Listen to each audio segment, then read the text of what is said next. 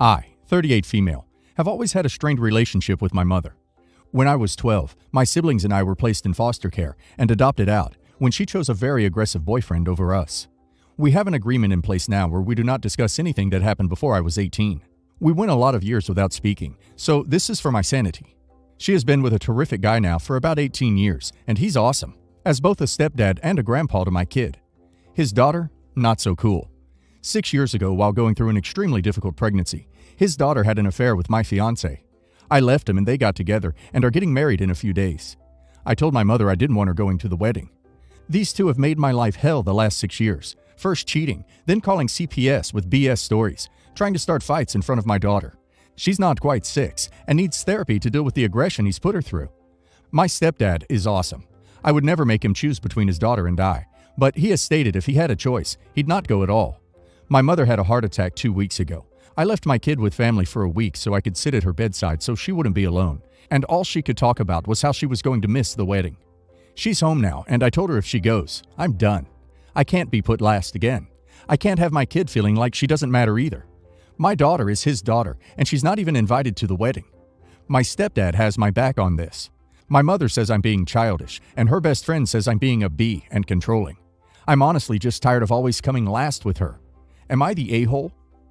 You are not the a-hole, but do you really expect your mother, who has never put you first, to actually do something for your benefit? Not the a-hole. Don't take this the wrong way, please, but OP, are you in therapy?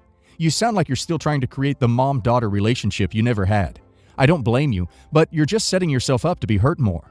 Please consider putting some distance between yourself and your spawn point, and also maybe getting some professional help to navigate this mess. Not the a-hole. Save yourself the heartache and headaches. Block your mother and pretend she doesn't exist. You and your daughter deserve better. If you choose to, let your stepdad know that you're no contact with your mother and why, and ask that he respect that boundary. Or don't. Not the a-hole. Just be done with her. I'm sorry you didn't get the mother you deserved. She is truly toxic. She can have a relationship with your child on her step-sister-in-law's parenting time, at least as long as that marriage lasts. I, 32 male, have a younger sister, Daphne, 27 female, who I love very much and know that she's acting from a hurt, frustration, and being fed up, but I'm not sure if it's my place despite my dad and stepmom's pleas. When we were kids, our parents divorced, and while it was hard, I feel like I was able to adjust over time. I don't think my sister ever got over it. When our parents broke the news, Daphne was upset and she teased about our dad moving away and getting a new daughter to replace her. Looking back on it, I feel like my parents should have gotten my sister therapy. But instead, Dad promised her that while we wouldn't all be living in the same house together, he still loved us and would always be there. That all changed on the day he married our stepmom, Judy. Not too long after they got married, Judy's dad suffered a stroke and she wanted to move back to her home state to help her mom take care of him. Daphne was not happy and resented the fact that instead of seeing Dad on a nearly daily basis, it would now be on breaks and holidays. Didn't help that Judy had a fatherless daughter of her own, Katie, 29 female. After that first summer at our dad's place, Daphne swore that she'd never go back, and that if our dad loved her enough, he would come to see her, instead of Daphne having to give up her summers hanging with friends for the parent who chose to leave. Fast forward to high school, and our dad missed his flight and missed Daphne's graduation. Katie's graduation was the day before.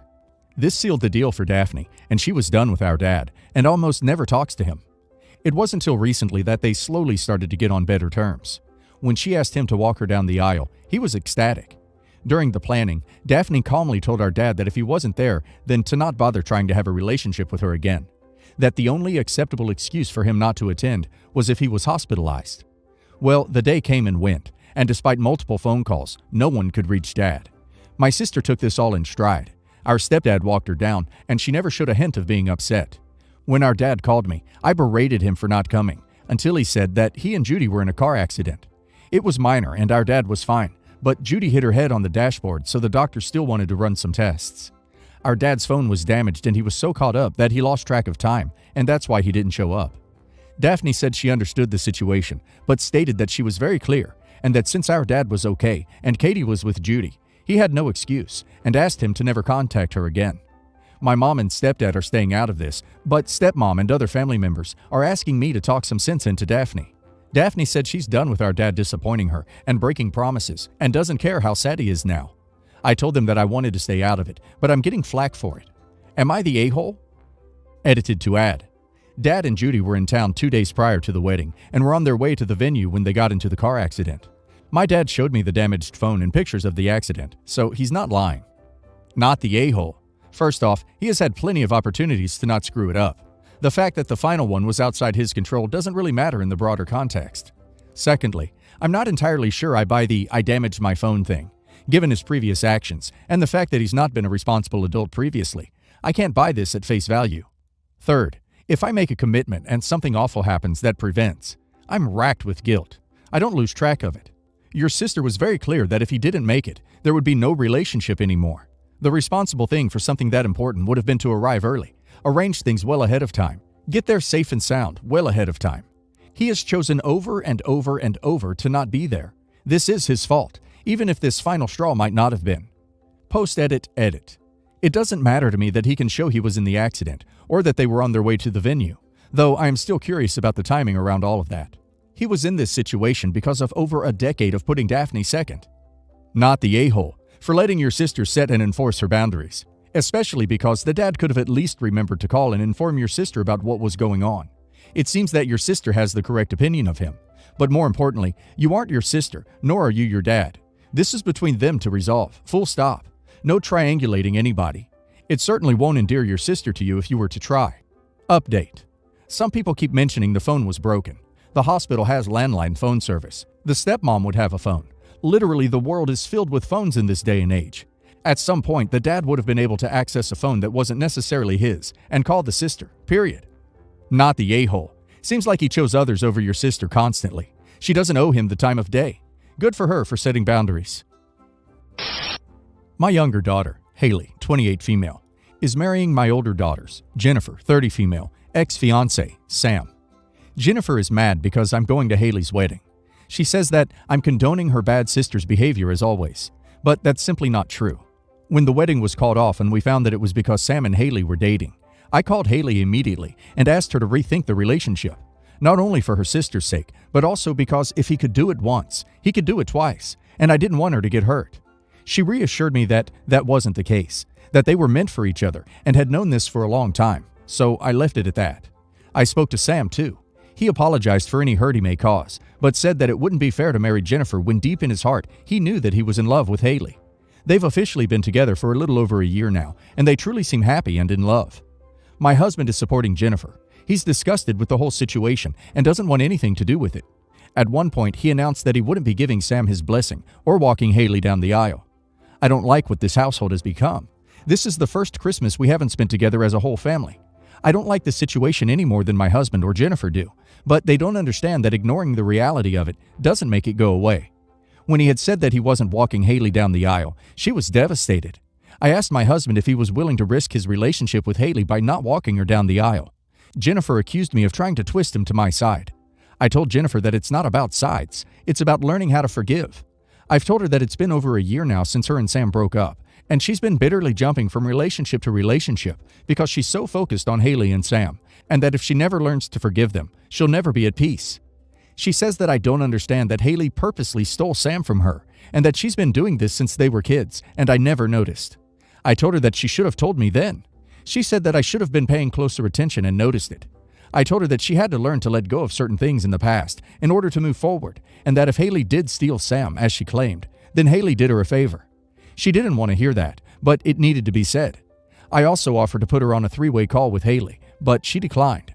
Then she gave me an ultimatum.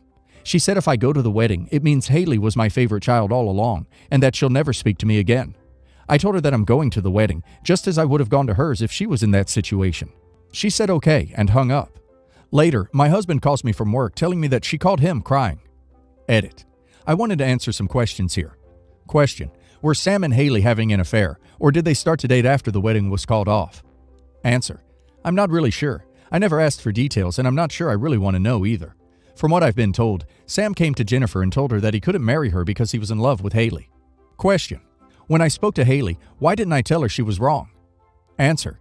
Because if she doesn't feel like she's wrong at the age of 28, then nothing I say will convince her otherwise. We've all known what it's like to be in love with someone that people we care about don't like.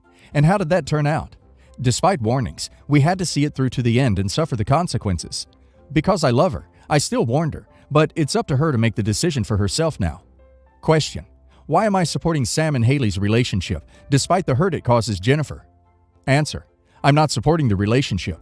I'm supporting Haley, not because of what she did, but because of who she is. That's my daughter, and no matter how much I disagree with her or Jennifer's actions, I carried both of them inside me, and my love for both of them is unconditional. I've supported and comforted Jennifer to the best of my ability, and I will be here to do so until the day I die. But that goes for Haley as well. Yes, the a-hole. Your daughter breaks up your older daughter's relationship by cheating, and you support her over your betrayed daughter. She is the victim here, and you're telling her that they did her a favor and get over it and be nice. How did you even become a mom? Sounds like her accusations absolutely have merit, and you likely do favor your youngest. Don't be surprised if you lose her relationship for good. Sounds like you've already lost her respect and love. So glad at least her father is there for her. Yes, the a-hole, as are Haley and Sam, but that goes without saying. You are treating this as a relationship issue involving Sam, and it's not. It's about Jennifer being betrayed in the most personal way by her sister. As a mom, you can, and should, love and support Haley as your daughter, but that doesn't mean condoning a relationship. She needs to learn that there are consequences to such incredibly cruel behavior, one of which should be she doesn't get her dream wedding with universal acceptance. Yes, the a-hole. Your youngest child stole your oldest child's fiance, and a year later is going to marry him. She knew she was going to break her sister's heart. I'm sorry, but no matter what I felt for someone, there is no way I would betray my sister. Not even a friend, never mind family. Your daughter can be as upset as she wants about her dad not walking her down the aisle. To be honest, she needs to suck it up. Upset? Boo-hoo. It's of her own doing, and a fraction of the hurt her sister is feeling. You are choosing your youngest by going to her wedding. Your eldest has done nothing wrong, except for be betrayed by two people who should have had her back. If a man ever did this to my daughter, I wouldn't be having much to do with him at all, let alone supporting a marriage to my other daughter. My ex-husband and I had 3 kids, but this post is mostly about the middle one, Maria. We're not in the U.S., and without giving away too many details, my former mother-in-law was involved with a very corrupt and dangerous politician. Please understand, we aren't in a first-world country, so things work a little different here, and there isn't much anyone can do about him. For image reasons, he wouldn't leave his wife, but everyone in that upper circle knew about the relationship, and he was pretty much living with my mother-in-law. My ex and I decided that we didn't want someone like that anywhere near our kids. We gave her an ultimatum, and she chose her boyfriend. We saved very diligently for our kids and had about $50,000 in U.S. money. When Maria was an adult, she expressed interest in meeting her grandmother, and I told her I thought it was a bad idea. Maria has always been more of a romantic and a dreamer, and she seemed impressed by her grandmother. She reached out, and my former mother-in-law wanted to meet her. They immediately got close, and her grandmother paid for all of her education, bought her a car, and bought her other expensive gifts. I am ashamed and disgusted that my daughter is happy taking money from a man like that. I've tried to explain to her how many people he's hurt, but she has always been easily impressed by fancy things. I ended up not giving her the money I'd saved for her, and she feels like I am punishing her. I think it could be better spent since her grandmother is helping her out so much, and she really doesn't need it, but she thinks I'm playing favorites because I don't like her grandmother. OP, you were pretty clear about your feelings towards Grandma's boyfriend. It's not like Maria can say she didn't know. Every choice has consequences, and not getting your money is the consequence of Maria's choice. Not the a-hole. Not the a-hole. If she likes to be bought by dirty money coming from the pocket of a corrupted politician who stole it from the citizens of the country, then good for her. But you must not act like it's free of consequences. She disregarded basic morality for a few expensive gifts, and it's not okay. And it's your money, your choice. Not the a-hole. Your daughter is not suffering financially by your withdrawing the money you had saved up to help her get onto her adult legs, so to speak. According to your narrative, she is getting more than that amount from her grandmother. If your middle daughter has no trouble accepting money that ultimately comes from a person who has done terrible things and has become close to a relative who clearly has no qualms about being an evil person's paid side piece, then she has, by her own actions, told you who she is and where her values lie. You are under no obligation to give her more money, whether or not she flouted your plainly stated preferences, as she is already well taken care of financially.